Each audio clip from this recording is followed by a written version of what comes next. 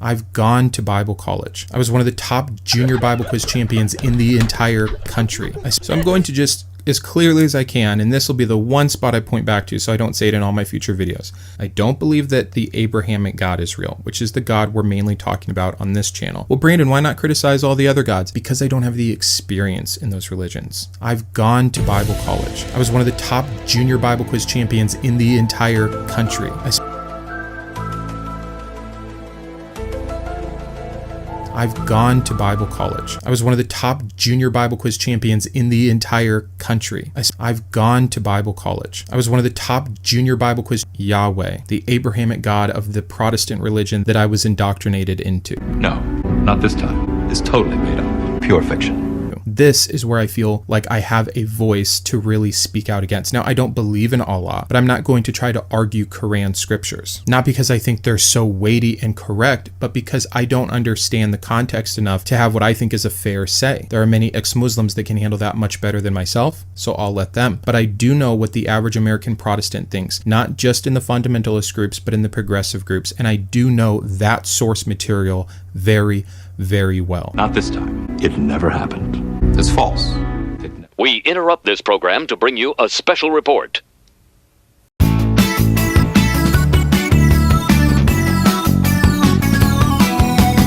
For years, my life was dedicated to swimming. I went to the pool every day. I was constantly in the water, and all the while, I was certain that swimming would make me happy.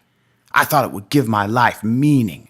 But over time, I began to realize that swimming wasn't everything I'd hoped it would be. Who's that guy? I don't know. He's never come down to this part of the pool. I love that cool feeling I got when the water first touched my feet. But once that wore off, the rest of my body was still hot. Why couldn't swimming help me then? Dude, just come over here. It's like 20 times deeper. Plus, I had all these questions that none of the swim instructors could answer. Actually, we're both swim instructors, and you've never once asked either of us a question. How is it possible to float?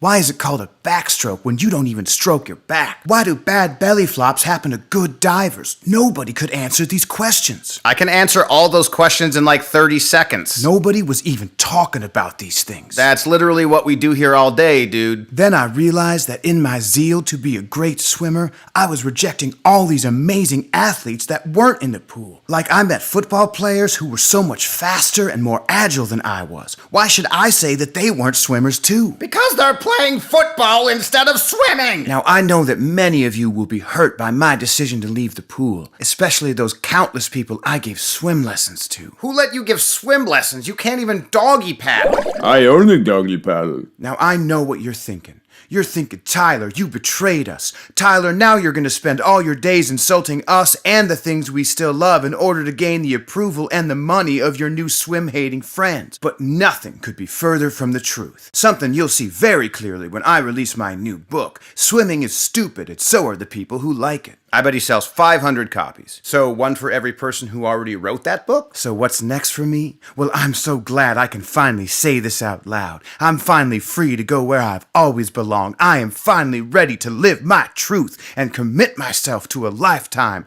of rock climbing. 3 weeks later. But over time, I began to realize that rock climbing couldn't take me to the heights I had hoped. Oh, come on! Emotional damage. You want some therapy?